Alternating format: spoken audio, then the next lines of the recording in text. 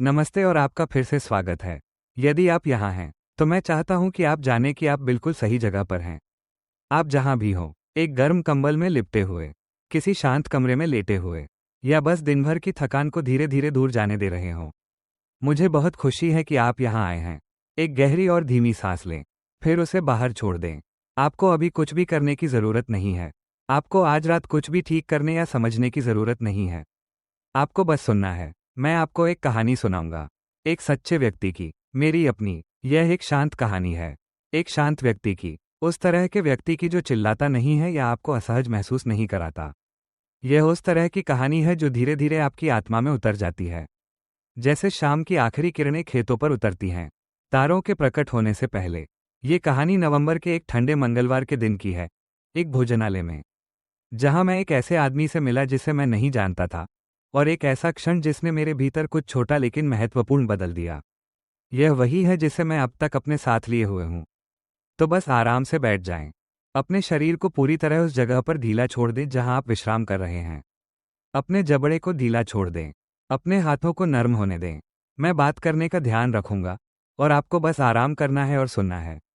मेरा नाम अनाया है, अनाया शर्मा। हालांकि मेरे काम की जगह पर ज्यादातर लोग मुझे अनु कहते हैं। जब यह घटना हुई, तब मैं 26 साल की थी और उस समय मैं लगभग 3 साल से राज एस फैमिली डाइनर नाम के एक स्थान पर वेट्रेस के रूप में काम कर रही थी। राज एस नीम और अशोका सड़क के कोने पर स्थित है, उत्तर प्रदेश के एक छोटे से शहर में। ऐसा शहर जो इतना बड़ा नहीं है कि जीवंत लगे, लेकिन इतना छोटा भी नहीं कि हर कोई आपका नाम जानता हो। ये दो चरम सीमाओं के बीच का एक स्थान है। सर्दियों में धूसर, गर्मियों में हरा, और पूरे साल थोड़ा थका हुआ। वो भोजनालय कोई शानदार जगह नहीं थी, और उसने कभी ऐसा होने का दिखावा भी नहीं किया। वहां के बूथ लाल विनाइल से ढके हुए थे, कुछ जगहों पर फटे हुए और टेप की पट्टियों से जोड़े गए, जिनका रंग मूल रंग से मेल खाने की किसी ने परवाह नहीं की। फर्श काले सफेद नकली लकड़ी से बना था, जो वर्षों के पोछे के पानी और पैरों की आहट से फीका पड़ चुका था।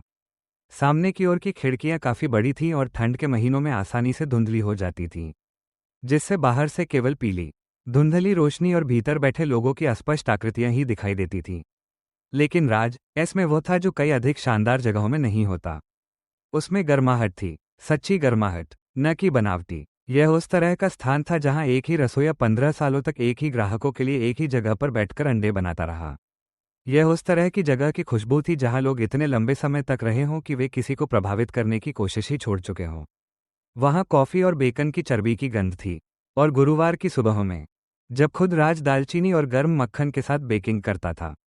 यहाँ की कॉफी कुछ खास नहीं थी, बस एक साधारण डाइनर कॉफी, वो प्रकार जो चूल्हे पर कांच के बर्तन में बहुत देर तक रखी रहती है। लेकिन लोग उसे ऐसे पीते थे जैसे वो कोई उपहार हो। वे अपने हाथों को कप के चारों ओर मोड़ते और बाहर खिड़की से मौसम को देखते रहते। मुझे वहाँ काम करना बहुत पसंद था। मैं ये बात पूरी ईमानदारी से कहना चाहता हूँ। एक व्यक्ति अपने काम के बारे में कई तरह की भावनाएं रख सकता है, जो वो सिर्फ किराया चुकाने के लिए करता है। और राज एस में आने से पहले कुछ समय तक मैं एक खाली थकान महसूस करता था, उस तरह की थकान जो उस जगह पर समय बिताने से आती है जो आपकी परवाह नहीं करती। लेकिन राज एस अलग था। राज मल्होत्रा, उनका पूरा नाम राजेश था, लेकिन कोई उन्हें उस नाम से नहीं बुलाता था। वो लगभग 60 साल के एक भारतीय व्यक्ति थे, जिन्होंने 22 साल पहले अपनी दिवंगत पत्नी मीरा के साथ इस भोजनालय की स्थापना की थी। वो उस जगह को वैसे चलाते थे जैसे कुछ लोग अपने परिवार को चलाते हैं, सख्ती और कोमलता के मिश्रण के साथ, बहुत स्पष्ट अपेक्षाओं के साथ, और इस लगभग जिद्दी दृढ़ता के साथ कि जो भी दरवाजे से अंदर आए, उसके साथ ऐसे व्यवहार करे जैसे वो महत्वपूर्ण हो। आपको हर ग्राहक पसंद करने की जरूरत नहीं है, उन्होंने मुझसे मेरे पहले हफ्ते में कहा, जब मैं रसोई के बगल वाले छोटे स्टोरेज रूम में नैपकिन के डिब्बे भर रही थी। लेकिन आपको उनसे मिलना होगा, वास्तव में उन्हें देखना होगा। यही काम है। उस समय मैंने सिर हिलाया, मुख्यतः इसलिए क्योंकि वो मेरे वरिष्ठ थे और मैं यह नौकरी रखना चाहती थी। लेकिन समय के साथ मैं समझ गई कि उनका क्या मतलब था। मैं वेट्रेस के काम में एक घुमावदार रास्ते से आई थी, जैसे ज्यादातर लोग उन नौकरियों में आते हैं जिन्हें उन्होंने कभी पहले से योजना नहीं बनाई होती। हाई स्कूल से स्नातक होने के बाद मैंने 2 साल तक कम्युनिटी कॉलेज में पढ़ाई की, एक ऐसे विषय में जो काफ़ी अस्पष्ट और उम्मीदों से भरा हुआ था, जनरल स्टडीज़, फिर कम्युनिकेशन, और उससे पहले एक सेमेस्टर के लिए ग्राफिक डिज़ाइन। मेरे पैसे खत्म हो गए और मेरा उत्साह भी। उसी समय के आसपास मैं 6 महीनों के लिए अपनी माँ के साथ रहने के लिए वापस चली गई। ये बिल्कुल बुरा नहीं था, लेकिन इसने मुझे अपनी अधूरी कमियों का भारी एहसास कराया। मेरी माँ दयालु हैं, लेकिन वो खुद भी अक्सर थकी रहती हैं। वो एक ड्राई क्लीनिंग की दुकान में काम करती हैं और जब घर लौटती हैं तो उनके शरीर से हल्की रासायनिक गंध आती है और वो मुझसे हमेशा पूछती हैं कि मेरा दिन कैसा रहा। यहाँ तक कि जब वो इतनी थकी होती हैं कि वास्तव में जवाब सुन भी नहीं पाती। मुझे राज एस में नौकरी मेरे दोस्त काव्या की वजह से मिली, जिसे मैं 5वीं कक्षा से जानती हूँ। उसने मुझसे कहा कि वहाँ भर्ती हो रही है और टिप भी काफ़ी अच्छी मिलती है। मैंने बुधवार को आवेदन किया, शुक्रवार को कॉल वापस आया और अगले सोमवार से काम शुरू कर दिया। शुरुआत में मुझे यकीन नहीं था कि मैं इस काम के लिए उपयुक्त हूँ या नहीं। मैं स्वभाव से बहुत मिलनसार नहीं हूँ। मैं उस तरह चुप रहती हूँ जैसे कुछ लोग रहते हैं। ये शर्मीलापन नहीं है, बल्कि भीतर की चुप्पी है। मैंने बहुत समय अपने ही विचारों में डूबे रहने में बिताया है। मैं बहुत सी चीज़ें नोटिस करती हूँ, लेकिन हमेशा यह नहीं जानती कि उन चीज़ों के साथ क्या करना है। लेकिन यह पता चला कि इनमें से कुछ गुण वास्तव में इस काम के लिए उपयोगी थे। निरीक्षण करना, खासकर यह जानना कि किसी की कॉफ़ी खत्म होने वाली है इससे पहले कि वे खुद पूछें। यह नोटिस करना कि कोने की मेज़ पर बैठे एक परिवार में एक बच्चा थका हुआ है और खाना सामान्य से जल्दी ले जाना। यही वो क्षमता है जिसे राज स्थिति को समझना कहते हैं। जिस नवंबर की मैं बात कर रही हूँ, तब तक मैं स्थिति को समझने में काफ़ी अच्छी हो चुकी थी। वो मंगलवार था। मुझे याद है कि वो मंगलवार था, क्योंकि मंगलवार हमेशा राज एस में हफ्ते का सबसे धीमा दिन होता था और हमारे बीच एक मजाक चलता था कि मंगलवार को ऐसा लगता है जैसे डायना सांस रोके हुए है। सुबह की भीड़ आई और सामान्य से धीमी गति से चली गई। दोपहर का समय काफ़ी शांत था। दोपहर के 2 बजे तक ये जगह एक ऐसी खास खामोशी में डूब गई थी जो सिर्फ लगभग खाली डाइनरों में ही मिलती है। काउंटर के पीछे रेडियो से धीमा संगीत बज रहा था। पीछे बर्तनों के धोए जाने की कभी कभी आने वाली खनखनाहट और उस एस्प्रेसो मशीन की फुफकार की आवाज़ जिसे राज ने 2 साल पहले जोड़ा था, ज्यादातर जगह को आधुनिक दिखाने के लिए। बाहर का मौसम सब कुछ थोड़ा धीमा और नरम बना रहा था। वह नवंबर था, इसलिए नीम स्ट्रीट के पेड़ों ने लगभग सारे पत्ते गिरा दिए थे। अंधेरे के बीच नंगे खड़े थे, उस आसमान के विपरीत जो सुबह से ही धूसर बना हुआ था। बारिश नहीं हो रही थी, लेकिन ऐसा लग रहा था जैसे होने वाली हो। वह नमी जो कोट के अंदर तक घुस जाती है और त्वचा पर ठहर जाती है। तापमान इतना गिर चुका था कि खिड़कियों के निचले हिस्सों पर संघनन की धुंध जमने लगी थी। उस दिन मेरी 6 घंटे की शिफ्ट थी। मैं 10 बजे पहुंची और 4 बजे तक काम करने वाली थी। और मुझे याद है कि लगभग 2:30 पर मैंने सोचा कि दिन इतना शांत है कि शायद ये बिना किसी खास घटना के ही गुजर जाएगा। मैंने नमक और काली मिर्च के डिब्बे फिर से भरे। मैंने मेज़ों को 2 बार साफ किया। मैंने रसोई में आधा ग्रिल्ड चीज़ सैंडविच खाया। स्टेनलेस स्टील की तैयारी वाली मेज़ से टिककर खड़ी रही और राकेश, जो कि रसोइया था, से बात की कि क्या दिवाली से पहले बर्फ गिरेगी या नहीं। राकेश को लगा कि हाँ गिरेगी। मुझे लगा कि नहीं। हम दोनों में से कोई भी अपने सही होने को लेकर बहुत गंभीर नहीं था। उस समय डायना में शायद केवल 5 लोग थे। दूसरी बूथ में बैठी 2 बुजुर्ग महिलाएं एक साथ पाई का टुकड़ा खा रही थीं और धीरे धीरे प्रिय नाम की किसी महिला के बारे में बात कर रही थीं। काउंटर के अंत में एक आदमी बेसबॉल कैप पहने कॉफी का कप पकड़े बैठा था। खिड़की के पास एक युवा जोड़ा बैठा था, जो आपस में बात नहीं कर रहा था लेकिन उदास भी नहीं लग रहा था। बस उस तरह सहज था जैसे वे लोग जो काफी समय से साथ हैं और हर खामोशी को शब्दों से भरने की जरूरत नहीं महसूस करते। फिर दरवाज़ा खुला। मैंने कुछ देखने से पहले उसकी आवाज़ सुनी। डायने के दरवाजे की वो खास आवाज़, एक छोटी घंटी जो हर बार खुलने पर बजती थी, और वो लंबी चरमराहट जिसे राज कम से कम 1 साल से ठीक करने का सोच रहा था। मैं काउंटर के पीछे खड़ी थी। नैपकिन डिस्पेंसर में टिश्यू भर रही थी और मैं अपने आप उस दिशा में देखने लगी। ऐसा तब होता है जब आप मेहमानों का स्वागत करने का काम इतनी देर तक करते हैं कि आपका शरीर दरवाजे की आवाज़ पर प्रतिक्रिया देने लगता है, इससे पहले कि आपका दिमाग प्रतिक्रिया दे। जो आदमी अंदर आया, वो बूढ़ा लग रहा था, या यूं कहूं कि सच में बूढ़ा था। मैं ऐसा इसलिए कहती हूं क्योंकि बाद में मैंने सोचा कि कुछ कठिन जीवन शैलियां किसी व्यक्ति के चेहरे को उसकी असली उम्र से ज़्यादा बूढ़ा दिखा सकती हैं। वो शायद 60 साल का हो सकता था, या शायद 50। सच कहूं तो सही अंदाज़ा लगाना मुश्किल था। उसकी सफ़ेद दाढ़ी थी, जो न तो सजी संवरी थी और न ही बहुत घनी। बस एक ऐसी दाढ़ी जैसे किसी आदमी को अपनी दाढ़ी की परवाह ही न हो। उसका कोट गहरे धूसर रंग का था, उन मोटे कैनवास वाले कोटों में से एक जिसने अपना आकार बहुत पहले खो दिया था। वो उस तरह का कपड़ा था जिसे तब तक पहना जाता है जब तक वो ये भूल न जाए कि वो कभी नया था।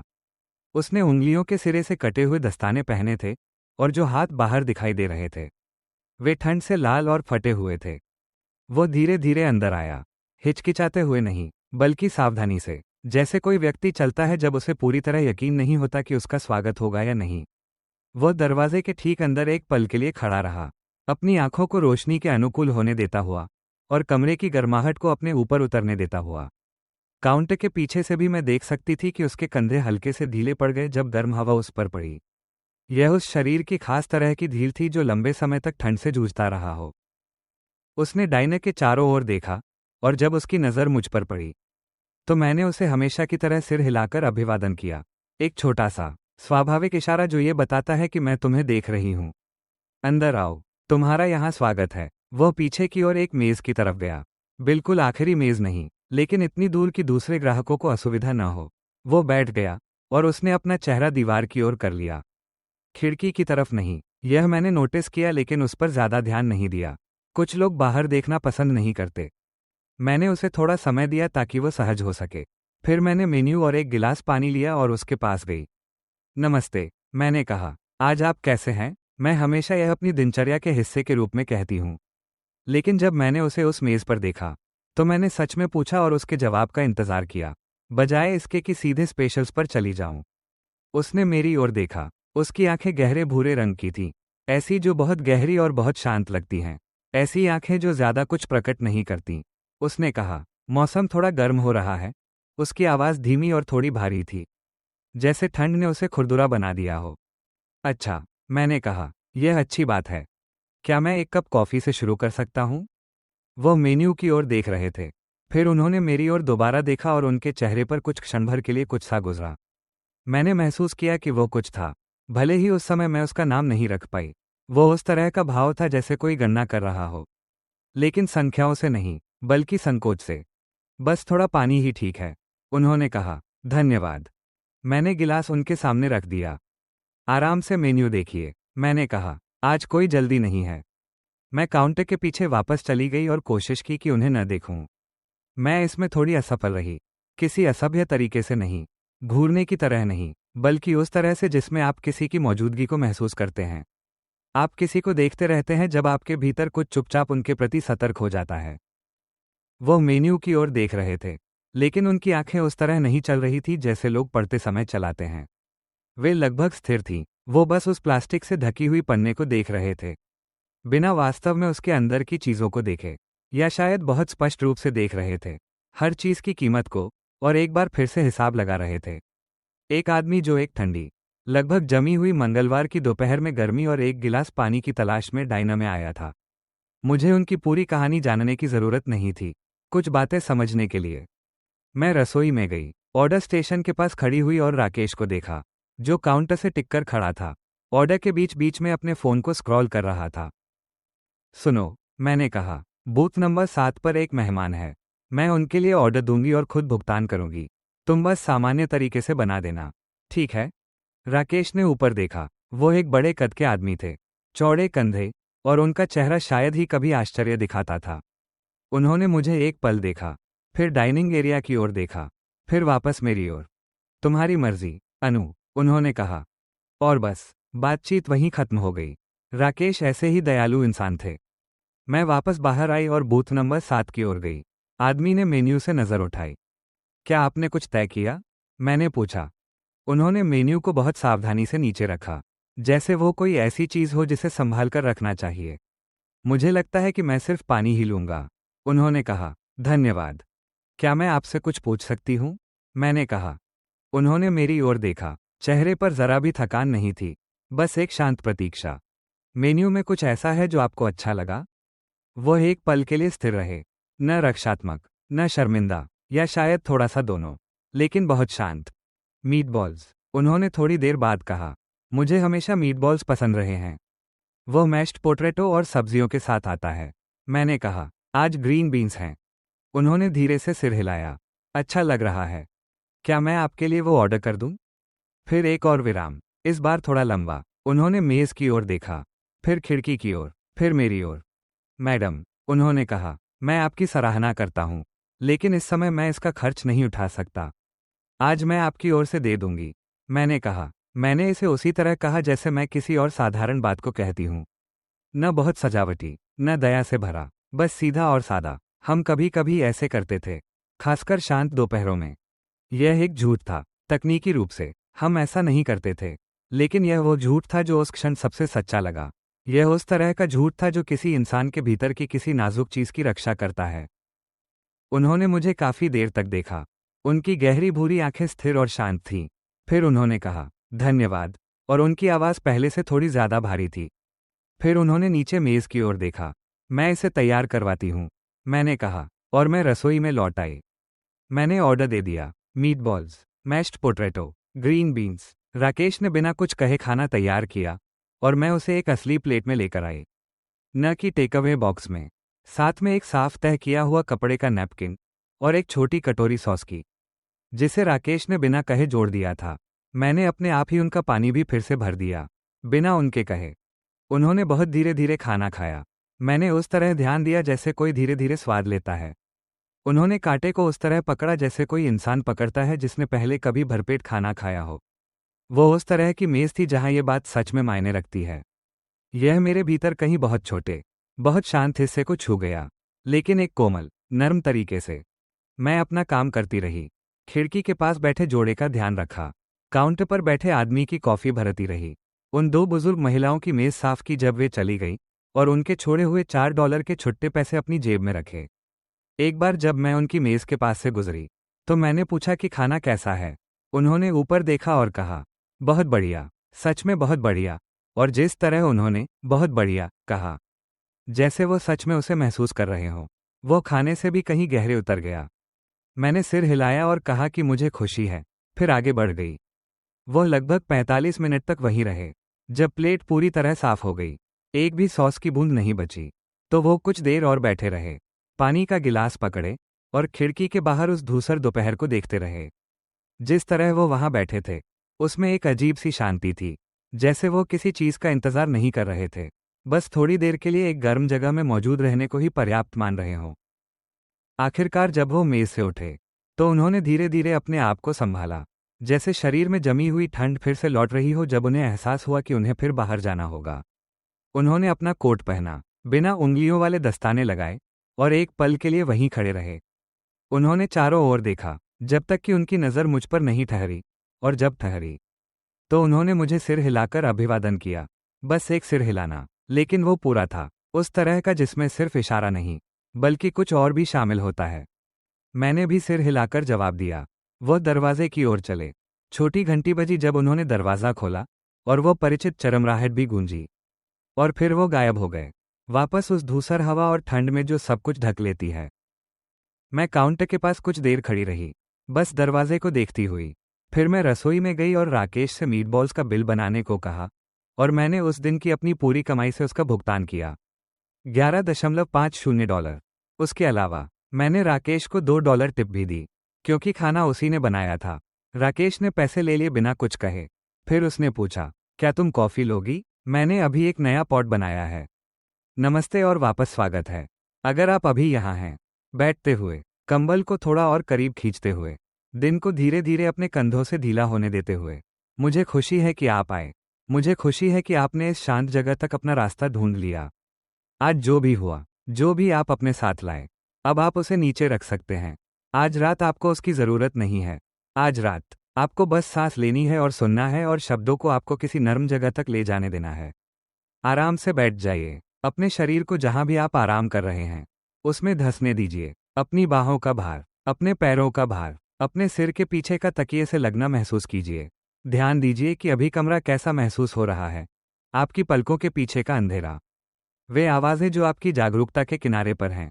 आप यहाँ सुरक्षित हैं, आप हमेशा रहते हैं। आज रात मैं आपको एक ऐसी लड़की की कहानी सुनाना चाहता हूँ जो लंबे समय तक खोई हुई थी। उस तरह से नहीं जैसे आप सोच सकते हैं, न ही किसी जंगल के रास्ते पर भटकती हुई या किसी अनजान शहर के बीच में बिना नक्शे के खड़ी हुई। वो उस शांत, अधिक अदृश्य तरीके से खोई हुई थी जैसे हम में से कई लोग कभी न कभी रहे हैं। अपने ही अंदर खोई हुई, अपने उस अंतराल में खोई हुई जो वो पहले थी और जो वो बन रही थी। उसके बीच, उस व्यक्ति के बीच खोई हुई जिसकी दूसरों को उससे ज़रूरत थी, और उस व्यक्ति के बीच जिसे वह अब आईने में मुश्किल से पहचान पाती थी। यह उसकी कहानी है, और कई मायनों में यह आपको जानी पहचानी लग सकती है। उसका नाम अनाया था। अनाया महाराष्ट्र के एक छोटे से शहर देवगढ़ में पली बढ़ी। आपने शायद इसके बारे में नहीं सुना होगा, और यही इसकी खूबसूरती का हिस्सा था।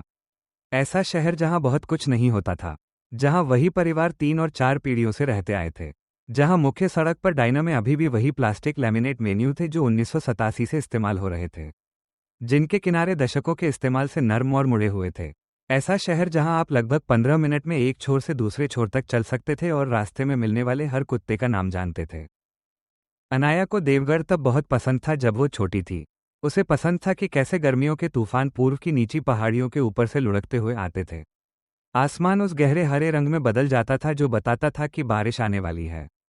उसे अपनी दादी के घर के पीछे बहने वाली छोटी धारा पसंद थी। उथली, ठंडी और साफ, ऐसी धारा जहां आप जुलाई में नंगे पांव चिकने पत्थरों पर खड़े हो सकते थे और पानी को अपने पैरों के ऊपर से बहते हुए महसूस कर सकते थे जैसे वो जीवित हो। उसे शरद ऋतु में शहर की खुशबू पसंद थी। लकड़ी के धुएं की गंध, गीले पत्तों की गंध और कुछ हल्की मीठी सी गंध जिसे वो कभी पूरी तरह पहचान नहीं पाई। फसल और क्षय का कोई मिश्रण जो बताता था कि साल समाप्ति की ओर बढ़ रहा है। वह 3 बच्चों में सबसे छोटी थी। उसका भाई अर्जुन उससे 7 साल बड़ा था। शांत और स्थिर, ऐसा व्यक्ति जो चीजों को ठीक करता था और ज्यादा नहीं बोलता था। लेकिन जब भी आपको उसकी जरूरत होती, वो हमेशा वहां होता था। उसकी बहन काव्या उससे 4 साल बड़ी थी, ज्यादा चमकदार और ऊर्जावान। वो जो हर कमरे में शोर और हलचल और एक तरह की ऊर्जा भर देती थी जिसकी अनाया हमेशा प्रशंसा करती थी और थोड़ा ईर्ष्या भी करती थी। उनकी माँ एक छोटी निर्माण कंपनी में बुककीपर के रूप में काम करती थी। उनके पिता एक डिलीवरी ट्रक चलाते थे जो उन्हें हफ्ते में 3 दिन पुणे तक ले जाता था। यह एक साधारण, बिना किसी विशेषता वाला जीवन था, और अनाया इसमें खुश थी। मुसीबत तब शुरू हुई जब वो 14 साल की थी। ये किसी एक बड़ी चीज से शुरू नहीं हुई। यही बात लोग हमेशा उम्मीद करते हैं, उसने बाद में कहा। वे एक आपदा की उम्मीद करते हैं, एक ऐसी भयानक घटना की जिसे आप दिखा सके और कह सके कि यहीं से सब शुरू हुआ। लेकिन अनाया के लिए यह एक धीमे रिसाव की तरह था। छोटी छोटी साधारण चीजों की एक श्रृंखला जो समय के साथ जमा होती गई, जैसे दीवार के अंदर पानी का नुकसान जो बाहर से दिखाई नहीं देता जब तक कि एक दिन कुछ टूट न जाए। उस साल उसके माता पिता के बीच झगड़े बढ़ने लगे। हिंसक नहीं, ऐसे झगड़े नहीं जो चीजों को तोड़ दें या पड़ोसियों को जगा दें। बस धीमे, घिसटते हुए झगड़े जो बंद दरवाजों के पीछे होते थे लेकिन हर खाने की मेज पर, हर कार की यात्रा में, हर शांत शाम में घुल जाते थे जहां टेलीविजन चालू होता था लेकिन कोई सच में देख नहीं रहा होता था। ऐसे झगड़े जो एक घर को उसके वास्तविक आकार से छोटा महसूस कराते हैं। अनाया, जो हमेशा अपने आसपास के लोगों के भावनात्मक मौसम के प्रति संवेदनशील रही थी, इसे वैसे ही महसूस करती थी जैसे कुछ लोग वायुदाब में बदलाव महसूस करते हैं। अपने सीने में, अपने कंधों में, अपने गले के पीछे। लगभग उसी समय उसके स्कूल के सामाजिक संसार में भी कुछ बदल गया। दूसरी कक्षा से उसकी सबसे अच्छी दोस्त प्रिया नाम की एक लड़की उसी साल सितंबर में मुंबई चली गई। उन्होंने संपर्क में रहने का वादा किया। कुछ हफ्तों तक उन्होंने संदेश भेजे, फिर संदेश धीमे हो गए, फिर कम हो गए, फिर पूरी तरह बंद हो गए, जैसे अक्सर होता है। और अनाया खुद को उस खास तरह के अकेलेपन में पाई जिसे आप तभी महसूस कर सकते हैं जब आप किसी के बहुत करीब रहे हों और फिर अचानक नहीं रहें। बिल्कुल खाली नहीं, लेकिन खोखली, जैसे कोई जगह जो कभी गर्म थी और अब बस ठंडी रह गई हो। उसने नए दोस्त बनाए। बेशक वह लोगों से पूरी तरह वंचित नहीं थी, लेकिन उनमें से कोई भी प्रिया जैसा महसूस नहीं हुआ। उनमें से कोई भी उसे उसी गहराई, सहजता और बिना झिझक के नहीं जानता था, और इसलिए वह धीरे धीरे बहने लगी। स्कूल से नहीं, घर से नहीं, किसी एक चीज से नहीं, बस अंदर की ओर, जैसे ज्वार उतरता है, किनारे से धीरे धीरे पीछे हटते हुए। जब वो 16 साल की हुई, अनाया ने अपनी अधिकांश शामें अपने कमरे में बिताने की आदत बना ली थी। कुछ भी नाटकीय नहीं करते हुए, न ही तकिए में मुंह छिपाकर रोते हुए या अंधेरी कविताएं लिखते हुए। हालांकि थोड़ा बहुत वह भी था। ज्यादातर बस लेटी रहती थी, संगीत सुनती थी, छत को देखती रहती थी, बहुत ज्यादा सोचती रहती थी। उसकी माँ कभी कभी दरवाज़ा खटखटाती थी और पूछती थी कि क्या वो ठीक है, और वो हमेशा हाँ कहती थी क्योंकि उसे समझ नहीं आता था कि वो कैसे बताए कि वो ठीक नहीं है, लेकिन साथ ही कुछ भी विशेष रूप से गलत भी नहीं था। बताने के लिए कोई संकट नहीं था, बस ये धीमा, लगातार बना रहने वाला धूसर एहसास था, जैसे बादलों से भरा आसमान जो कभी पूरी तरह बरसता नहीं। वो 17 साल की थी जब उसके माता पिता ने उसे और उसके भाई बहनों को बताया कि वे अलग हो रहे हैं। अनाया ने यह खबर नवंबर की एक शनिवार सुबह रसोई की मेज पर बैठकर सुनी। अपने हाथ में चाय का कप लिए जो बिना उसके ध्यान दिए ठंडा हो गया था। उसके भाई अर्जुन ने सिर हिलाया और बहुत कम कहा। उसकी बहन काव्या रोई और सवाल पूछती रही।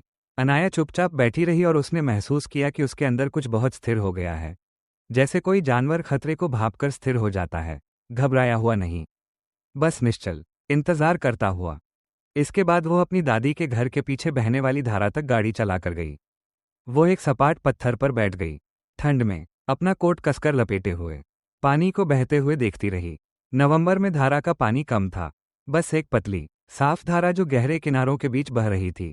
दोनों तरफ के पेड़ पूरी तरह पत्तों से खाली थे।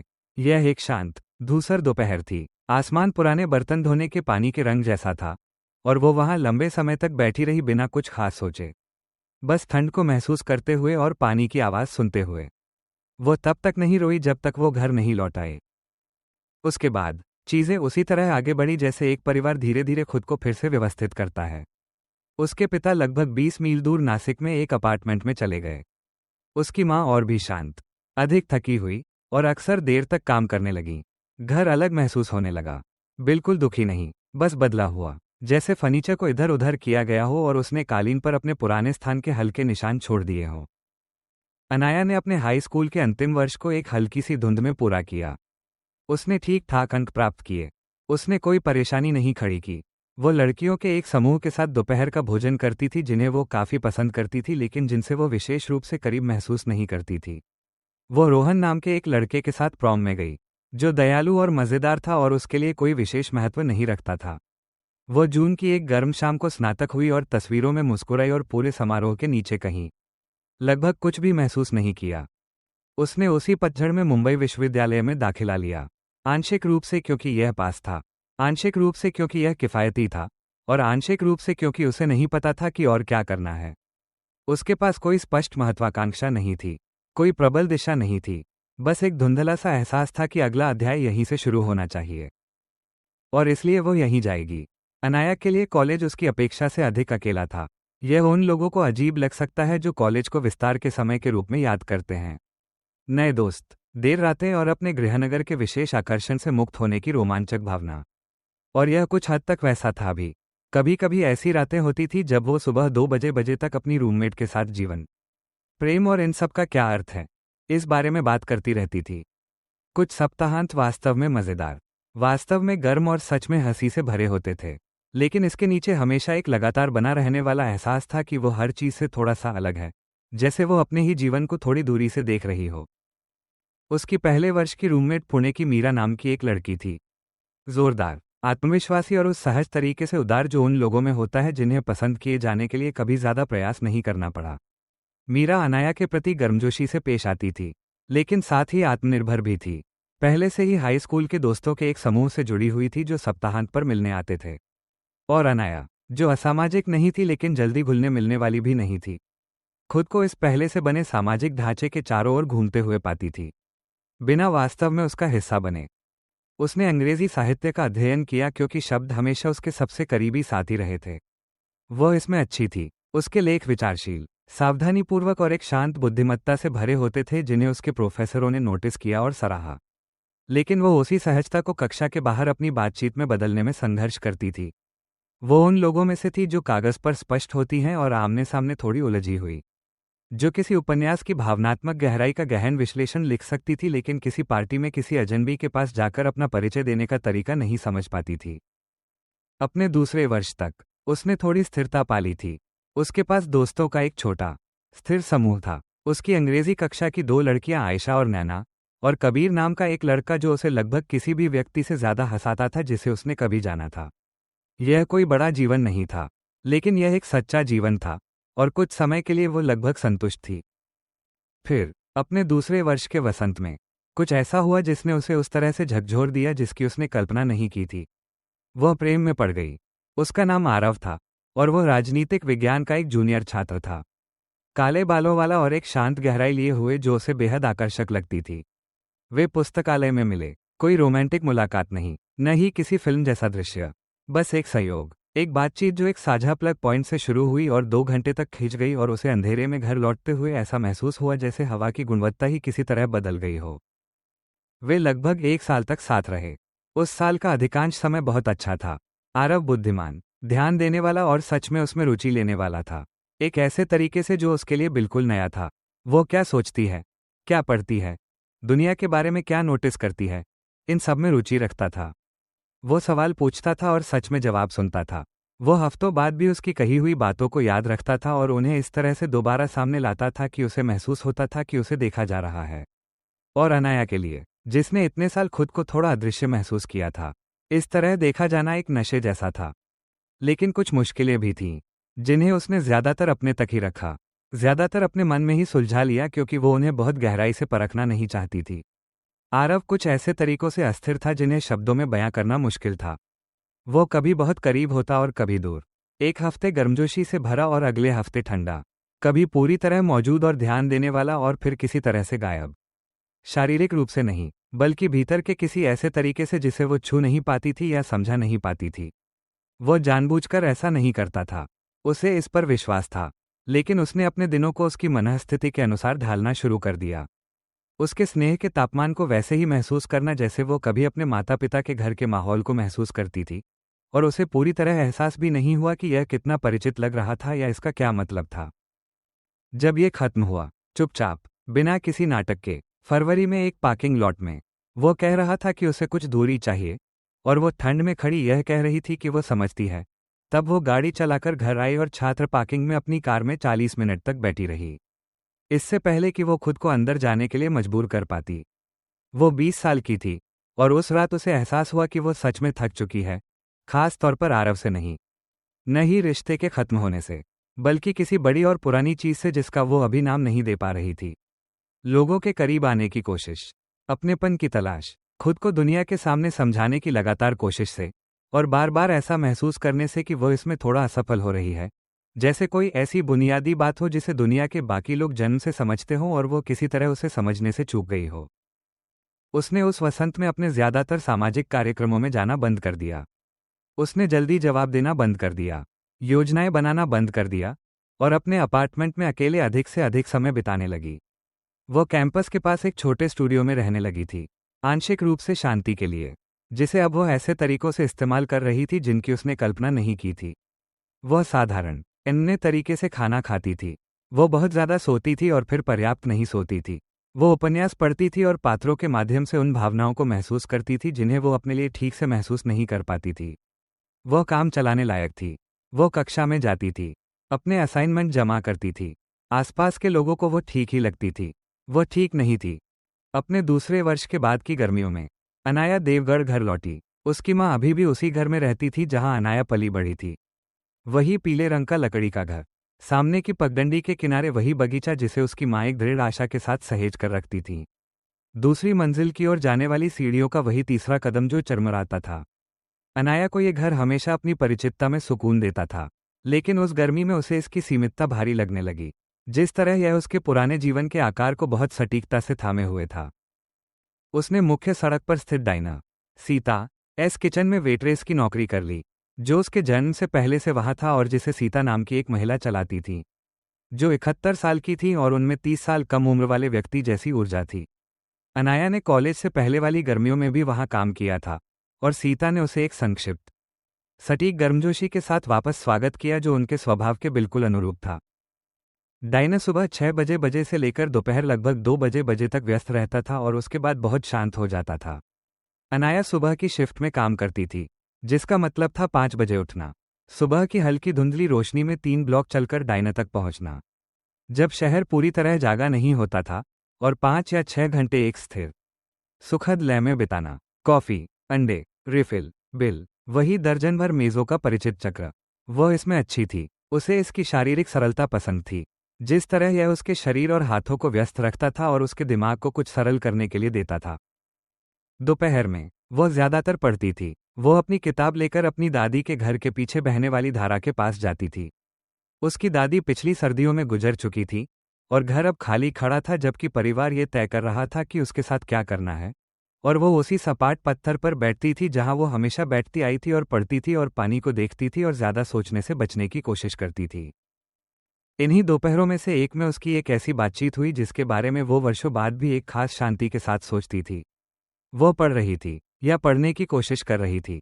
किताब उसके सामने धुंधली हो रही थी, शब्द आपस में जुड़ नहीं रहे थे, और उसने उसे नीचे रख दिया और पानी को देख रही थी। तभी उसने अपने पीछे सूखे पत्तों पर कदमों की आवाज़ सुनी।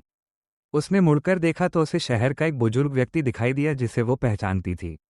मोहन शर्मा नाम का एक आदमी, जो दशकों से उसकी दादी का पड़ोसी रहा था। वह लगभग अपने मध्य 80 के दशक में था, धीरे धीरे चल रहा था, एक कैनवास जैकेट पहने हुए और एक छड़ी पकड़े हुए जिसे वो संतुलन से ज्यादा अपने हाथ में रखने के साथ के लिए इस्तेमाल करता था। उसके साथ एक कुत्ता था, एक बीगल मिक्स जिसका नाम चीकू था, जो तुरंत अनाया के जूतों को सूंघने के लिए उसके पास आ गया। मोहन बिना पूछे पास के गिरे हुए लकड़ी के लट्ठे पर बैठ गया और कुछ देर तक बिना कुछ कहे धारा को देखता रहा। यही बात देवगढ़ के बुजुर्गों में थी। उन्हें खामोशी के साथ एक सहजता थी जिसकी अनाया हमेशा प्रशंसा करती थी। वे उसे भरने की जल्दी नहीं करते थे, वे उसे वैसे ही रहने देते थे जैसे वह थी। कुछ देर बाद उसने कहा, तुम मीरा की पोती हो, सबसे छोटी वाली?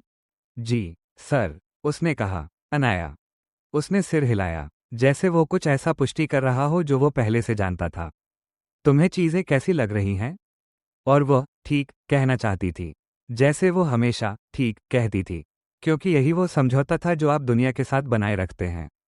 वह सामाजिक समझ जो चीज़ों को संभालने लायक बनाए रखती है। लेकिन उस दोपहर की रोशनी, या धारा, या खामोशी, या जिस खास तरीके से उसने पूछा था, सिर्फ औपचारिकता से नहीं बल्कि एक सच्ची, बिना जल्दबाजी वाली रुचि के साथ, ने उसे इसके बजाय ये कहने पर मजबूर कर दिया, सच कहूं तो मैं थोड़ा खोई हुई हूं। उसने चिंता नहीं जताई, उसने तुरंत कोई सलाह नहीं दी, उसने बस फिर से धीरे से सिर हिलाया और पानी को देखता रहा। ये ठीक है, उसने कहा, खोया होना बस इतना मतलब है कि तुम दो जगहों के बीच हो। इसका मतलब यह नहीं कि तुम कहीं नहीं जा रही हो। उसने उसकी ओर देखा। मैं अपने 30वें दशक में लगभग 4 साल तक खोया रहा, उसने कहा। मैं तुम्हें नहीं बता सकता था कि मैं कौन हूं या कहां जा रहा हूं। ऐसा लगता था जैसे मैं बस जगह घेर रहा हूं। वह रुका, मुड़ा, और चीकू के कानों को सहलाने लगा। पता चला कि मैं बस किसी चीज को समझने का इंतजार कर रहा था। इसमें उतना समय लग गया जितना मैं चाहता था, उससे ज्यादा। वो क्या था? उसने पूछा। वह चीज जो आपने समझी। उसने एक पल के लिए सोचा। उसकी उंगलियां अभी भी उस मुलायम फर पर हल्के से टिकी हुई थीं। जैसे जवाब कोई शब्द नहीं, बल्कि एक एहसास हो, जो धारा की सतह के नीचे बहती शांत लहर की तरह धीरे धीरे ऊपर आना चाहता हो। कि उसे सब कुछ समझ लेना जरूरी नहीं था। उसने कहा कि अनिश्चित होना टूटे होने के बराबर नहीं होता। वो इसके थोड़ी देर बाद ही चला गया। चीकू उसके आगे आगे पत्तों के बीच दौड़ता हुआ। अनाया उसके जाने के बाद भी लंबे समय तक उसकी बातों के साथ बैठी रही। पानी पर रोशनी धीरे धीरे बदलती रही, छायाएं शाम की ओर लंबी होती चली गईं। उसे ठीक ठीक बेहतर महसूस नहीं हुआ, लेकिन वो कम अकेली महसूस कर रही थी, एक ऐसे तरीके से जिसे शब्दों में कहना मुश्किल था। ये जानने का वो खास सुकून कि कोई और भी वहां रहा है जहां आप हैं और वहां से निकलकर आगे बढ़ गया है। वो पतझड़ में अपने तीसरे वर्ष के लिए मुंबई लौटी, और कुछ बदलना शुरू हो रहा था। भले ही वो उसे ठीक ठीक नाम नहीं दे सकती थी, लेकिन वो अब अधिक सजग थी। उसने विश्वविद्यालय के काउंसलिंग सेंटर जाना शुरू किया, आंशिक रूप से क्योंकि एक मंगलवार सुबह जब वो खुद को विशेष रूप से धूसर महसूस कर रही थी, तो हॉलवे के नोटिस बोर्ड पर लगा एक पोस्टर उसकी नज़र में आ गया, और आंशिक रूप से क्योंकि मोहन की बातों ने उसके अंदर कुछ चुपचाप बदल दिया था। अगर अनिश्चित होना टूटे होने जैसा नहीं है, तो शायद मदद मांगना भी बिखरने जैसा नहीं है। उसने डॉक्टर मेहता नाम की एक काउंसलर से महीने में 2 बार मिलना शुरू किया। डॉक्टर मेहता एक छोटी, शांत महिला थी, पढ़ने का चश्मा लगाती थी और सवाल पूछने का उनका तरीका इतना कोमल था कि अनाया खुद को और साफ सुन पाती थी। वे उसके माता पिता के अलगाव के बारे में बात करती थीं, प्रिया के बारे में, आरव के बारे में, और उन आदतों के बारे में जिनमें वो अपने आप को दूसरों की भावनात्मक जरूरतों के अनुसार ढालती रही थी। डॉक्टर मेहता ने उसे कोई निदान या दवा नहीं दी, उन्होंने बस सवाल पूछे और बातों को उसके सामने वापस रखा, और कभी कभी बहुत सरल और शांत तरीके से ऐसी बातें कही जो अनाया के भीतर अच्छे बीजों की तरह टिक गईं और धीरे धीरे अंकुरित होने लगीं। वो पतझड़ अभी भी कठिन था, लेकिन अब कठिनाई अलग तरह की थी, ऐसी जो केवल दर्द नहीं बल्कि किसी काम की लगती थी, जैसे इस्तेमाल से दर्द करती मांसपेशियां और बेकार पड़े रहने से दर्द करती मांसपेशियों के बीच का अंतर। वो कुछ कर रही थी, और भले ही उसे प्रगति महसूस नहीं होती थी, लेकिन ये कोशिश खुद स्थिरता से बेहतर लगती थी। और फिर नवंबर की एक रात, महीने के दूसरे हफ्ते में कुछ हुआ। वो अपने अपार्टमेंट से 2 ब्लॉक दूर एक छोटी दुकान से दूध लेने गई थी। लगभग 9 बजे थे। ठंड साफ और चुभती हुई थी। मौसम की पहली असली सर्दी सड़कों पर उतर रही थी। वो अपनी सांस देख सकती थी। फुटपाथ लगभग खाली थे। इमारतों के ऊपर आसमान गहरा, चमकता हुआ अंधेरा था, वैसा जो आपको छोटे कॉलेज शहरों में मिलता है जहां शहर की तेज रोशनी कम होती है और कुछ तारे दिख रहे थे जो आपको उस विशाल आसमान की याद दिलाते हैं जो रोशनी के पार फैला है। वह वापस लौट रही थी, हाथ में दूध का थैला लिए, और वो लगभग किसी पर कदम रख देती। सचमुच नहीं, उसने खुद को रोक लिया। लेकिन एक युवा लड़की फुटपाथ के किनारे स्ट्रीट लाइट के खंभे के पास बैठी थी। उसके घुटने सिमटे हुए, उसका कोट मौसम के लिए थोड़ा हल्का था, उसका चेहरा जमीन की ओर झुका हुआ था, इस तरह कि वो कंक्रीट में लगभग खो सी गई थी। अनाया रुक गई। वह कुछ पल वहीं खड़ी रही, समझ नहीं पा रही थी कि क्या करे। वह आदतन प्रतिक्रिया जो कहती है कि यह तुम्हारा मामला नहीं है, चलते रहो, तुम उसे असहज कर दोगी, तुम स्थिति को और बिगाड़ दोगी, जैसे हमेशा करती है, उसके भीतर उठी। लेकिन वो हिली नहीं। हेलो, उसने धीरे से कहा। लड़की ने ऊपर देखा। वो शायद 18 या 19 साल की थी। उसकी आंखों के नीचे काले घेरे थे जो केवल थकान से ज्यादा गहरे थे। आंखों के किनारे लाल थे जो बताते थे कि वो काफी देर से रो रही थी। उसने अनाया की ओर देखा। उसके चेहरे पर एक खाली सा भाव था, न नाराजगी, न आभार, बस थकान, जैसे कोई जिसने अपनी सारी ताकत खर्च कर दी हो। क्या तुम ठीक हो? अनाया ने पूछा, और तुरंत उसे लगा कि यह कितना मूर्खतापूर्ण सवाल है, और फिर उसने सोचना बंद कर दिया, क्योंकि यह सही सवाल था, भले ही जवाब स्पष्ट था। ठीक नहीं, लड़की ने कहा। उसकी आवाज धीमी और सपाट थी, नाटकीय नहीं, बस सच्ची। अनाया कुछ पल और खड़ी रही, फिर वो ठंडी सड़क पर उसके पास बैठ गई। उसने नहीं पूछा कि क्या हुआ, उसने कोई दिलासा नहीं दिया। वो बस बैठ गई, अपनी पीठ स्ट्रीटलाइट के खंभे से टिकाकर, अपने घुटनों को वैसे ही मोड़कर जैसे लड़की ने मोड़े थे। ठंडी जमीन दोनों को थामे हुए थी, और उसने कहा, ठीक है, मैं बस यहाँ थोड़ी देर बैठती हूँ। लड़की ने उसे थोड़ा आश्चर्य से देखा, जैसे ये प्रतिक्रिया उसकी किसी भी कल्पना का हिस्सा नहीं थी। तुम्हें ऐसा करने की जरूरत नहीं है, उसने कहा। मुझे पता है, अनाया ने कहा। वे कुछ देर चुपचाप बैठे रहे। सड़क शांत थी। कहीं बाईं ओर से एक कार गुजरी। थोड़ी दूरी पर किसी बार का दरवाजा खुला और कुछ पल के लिए संगीत रात में फैल गया, फिर बंद हो गया। ठंड धीरे धीरे गहराती रही, लेकिन अनाया ने अपना कोट कसकर पकड़ा हुआ था और वो वहीं बनी रही। कुछ देर बाद लड़की ने कहा, आज मेरा जीवन का सबसे बुरा दिन था। मुझे अफसोस है, अनाया ने कहा। मैंने अपनी माँ को फोन किया, लड़की ने कहा। उन्होंने जवाब नहीं दिया। मैंने अपनी सबसे अच्छी दोस्त को फोन किया, उसने भी जवाब नहीं दिया। वो रुकी। मुझे बस किसी की जरूरत थी जो। वो रुक गई, फिर दोबारा बोली, मुझे अकेला नहीं रहना था। तुम अकेली नहीं हो, अनाया ने कहा, और उसने इसे सबसे सरल, सबसे ठोस, सबसे वास्तविक अर्थ में कहा, न किसी दर्शन की तरह, न किसी दिलासा की तरह, बल्कि एक सच्चाई की तरह। इस वक्त, इस फुटपाथ पर, इस पल में, तुम अकेली नहीं हो। लड़की की सांस एक बार अटक गई, और फिर वो फिर से शांत हो गई। वे वहां शायद 20 मिनट रहे, शायद 30। अनाया ने उसकी कहानी जानने की जिद नहीं की, कुछ ठीक करने की कोशिश नहीं की। उसे यह नहीं कहा कि सब ठीक हो जाएगा, क्योंकि उसे नहीं पता था कि ऐसा होगा भी या नहीं। और उसे लगा कि लोगों को यह सम्मान मिलना चाहिए कि उन्हें ऐसी बातें न कही जाएं जिनका कोई वादा नहीं कर सकता। वो बस वहीं रही। कुछ देर बाद उसने बहुत धीरे से पूछा कि क्या उस लड़की के पास उस रात सोने की कोई जगह है, और लड़की ने कहा हाँ। उसका डॉर्म है, उसकी रूममेट वहां है, वो बस अभी वापस जाने की हिम्मत नहीं जुटा पा रही थी। और अनाया ने कहा, ठीक है, और वे थोड़ी देर और बैठे रहे। जब लड़की आखिरकार उठी, धीरे धीरे, सावधानी से, जैसे ठंडे कंक्रीट पर लंबे समय तक बैठने के बाद उठा जाता है, उसने अनाया की ओर देखा। उसके चेहरे पर कुछ ऐसा था जिसे नाम देना मुश्किल था। पूरी तरह कृतज्ञता नहीं, हालांकि वह भी उसमें था। कुछ और, जैसे पहचान, जैसे वो शांत समझ जो दो लोगों के बीच गुजरती है जब वे जीवन की लंबी नदी में एक छोटे से पल के लिए सच में एक दूसरे को देख लेते हैं। धन्यवाद, उसने कहा। अपना ख्याल रखना, अनाया ने उससे कहा। वह लड़की को फुटपाथ पर चलते हुए देखती रही, एक मोड़ के पीछे गायब होती हुई, और फिर वह चली गई। अनाया कुछ देर और वहीं बैठी रही, अकेली, अपनी पीठ ठंडे धातु के खंभे से टिकाए, इमारतों के बीच के अंधेरे आसमान को देखते हुए। तारे अब भी वहां थे। रात बहुत शांत थी। वो उठी और घर की ओर चल दी। वो उस रात के बारे में लंबे समय तक सोचती रही। वो उसके साथ उसी तरह बनी रही जैसे कुछ साधारण पल रहते हैं। इसलिए नहीं कि कुछ नाटकीय हुआ था, बल्कि इसलिए कि उन 30 मिनटों में ठंडे फुटपाथ पर उसने क्या महसूस किया था। उसके भीतर कुछ शांत हो गया था उस दौरान। वह थकी हुई, खाली शांति नहीं जो वो 2 साल से ढो रही थी, बल्कि एक अलग शांति, गर्म, केंद्रित, उपस्थित। वो शांति जो तब आती है जब आप पूरी तरह अपने बाहर किसी चीज में लगे होते हैं। वो अंधेरे में एक अजनबी के साथ बैठी थी और उसे कुछ नहीं दिया था सिवाय साथ के, और फिर भी वो उसे लंबे समय में जितना देने में सक्षम महसूस करती थी उससे अधिक लगा। उसने अपने अगले सत्र में डॉक्टर मेहता को इसके बारे में बताया। डॉक्टर मेहता ने ध्यान से सुना, जैसे वे हमेशा सुनती थी, और फिर पूछा, जब तुम घर लौटी तब तुम्हें कैसा लगा? अनाया ने इसके बारे में सोचा। हल्का, उसने कहा। मैंने खुद को हल्का महसूस किया। डॉक्टर मेहता ने सिर हिलाया। क्या तुम इसके बारे में और बता सकती हो? यह ऐसा है, अनाया ने शब्द खोजे। कुछ समय के लिए मैं अपने बारे में कुछ भी नहीं सोच रही थी। मैं बस वहां थी, और जब मैं वापस अपने पास आई तो सब कुछ किसी तरह साफ लगा, जैसे कुछ स्थिर हो गया हो। तुम्हें क्या लगता है वहां क्या हुआ? अनाया कुछ पल चुप रही। मुझे लगता है कि मैं अपने ही दिमाग में रहने से थोड़ा बाहर आ गई थी, इतना कि मैं सच में कहीं मौजूद हो सकी।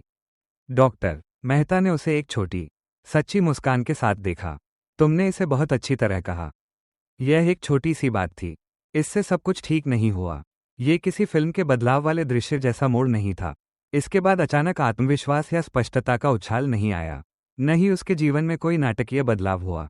लेकिन ये कुछ था, अपने बारे में एक छोटी सी समझ, जो विश्लेषण से नहीं, अनुभव से आई थी, जैसे गहरी समझ अक्सर आती है।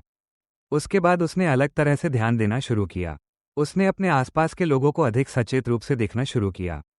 किसी अमूर्त, सहानुभूतिपूर्ण, साहित्यिक तरीके से नहीं, वो हमेशा करती थी, बल्कि एक ठोस, वर्तमान तरीके से। उसकी लेखन कक्षा की वो महिला जो हमेशा थोड़ी डरी हुई लगती थी, समूह से थोड़ा अलग बैठती थी, वो लड़का जो कैंपस की कॉफी शॉप में रात की शिफ्ट करता था और जिसकी आंखों के नीचे इतने गहरे काले घेरे थे कि एक बार उसने शिष्टाचार से अधिक सच्ची चिंता के साथ उससे पूछा कि क्या वो ठीक है, और उसने इतनी हैरानी से उसकी ओर देखा कि उसका दिल थोड़ा भर आया।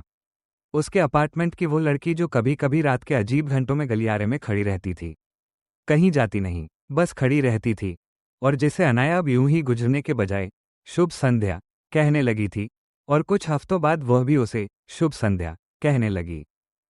छोटी छोटी बातें, बहुत साधारण, लगभग अनदेखे रह जाने वाले इशारे, लेकिन उसने कुछ ऐसा समझना शुरू किया जिसे वो पहले कभी ठीक से नहीं समझ पाई थी, कि दयालुता के लिए आत्मविश्वास की जरूरत नहीं होती। इसके लिए जरूरी नहीं कि आपका जीवन पूरी तरह व्यवस्थित हो। इसके लिए ये जरूरी नहीं कि आप पूरी तरह निश्चित, स्थिर या संपूर्ण हो। इसके लिए बस उपस्थिति चाहिए। बस यह निर्णय चाहिए कि आप चलते रहने के बजाय रुकें और ठहरें। उसने सालों तक ये सोचा था कि उसे कुछ पाने की जरूरत है इससे पहले कि वो कुछ दे सके, और अधिक उपचार, और अधिक निश्चितता, और अधिक स्थिरता।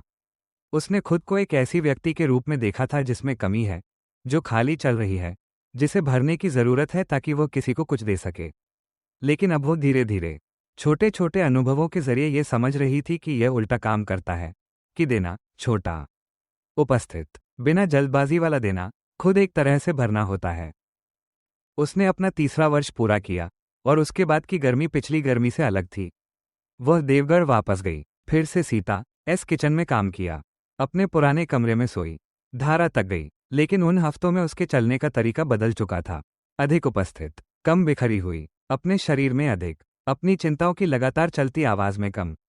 वह खुद को ज्यादा बात करते हुए पाती थी, सच में बात करते हुए, केवल औपचारिक नहीं, डायना के नियमित ग्राहकों से। वहां एक सेवानिवृत्त शिक्षक थे, राजेश, जो हर सुबह 6:30 पर काली कॉफी और स्क्रैम्बल्ड अंडे के लिए आते थे, और जिन्होंने 2 साल पहले अपनी पत्नी को खो दिया था और अब भी अकेले जीवन की आकृति को समझने की कोशिश कर रहे थे। वो उन्हें आधे मन से नहीं, बल्कि सच्चे ध्यान के साथ सुनती थी। उसने उनसे उनकी पत्नी के बारे में पूछा, उनका नाम क्या था, वह कैसी थी, और उन्होंने धीरे धीरे, सावधानी से बताया, जैसे लोग उन कहानियों को बताते हैं जिन्हें वे संजोकर रखते हैं लेकिन बहुत कम कह पाते हैं।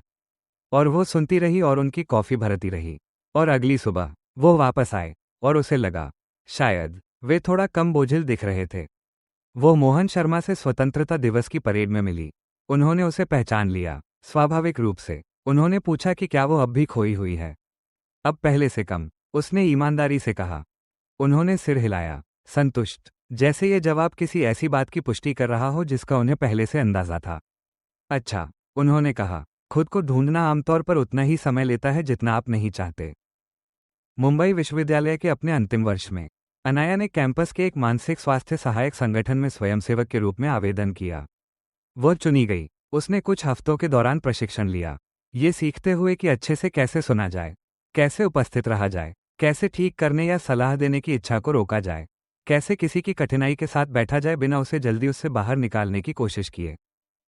उसे पता चला कि वो इसमें अच्छी है, एक ऐसे तरीके से जो मूलभूत लगता था, जैसे कुछ शारीरिक काम अपने आप का विस्तार लगते हैं, न कि सीखी हुई चीजें।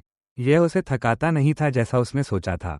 इसके उलट यह उसे कुछ देता था जिसे वो नाम नहीं दे पा रही थी, कुछ ऐसा जो अर्थ जैसा महसूस होता था, वही चीज जिसे वो वर्षों से अंधेरे में टटोल रही थी बिना उसका नाम जाने। वह वसंत में स्नातक हुई। वह पुणे चली गई। उसने 1 साल तक एक पुस्तकालय में काम किया और रात में सामाजिक कार्य के स्नातक कार्यक्रम में दाखिला लिया।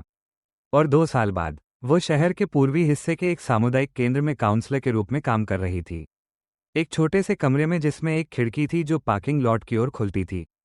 एक शेल्फ पर सावधानी से चुनी गई किताबें थीं और 2 आरामदायक कुर्सियां थीं जो एक दूसरे से थोड़े कोण पर रखी गई थीं, क्योंकि किसी ने उसे एक बार बताया था कि कठिन बातों पर बात करना आसान होता है जब आपको किसी की आंखों में सीधे नहीं देखना पड़ता।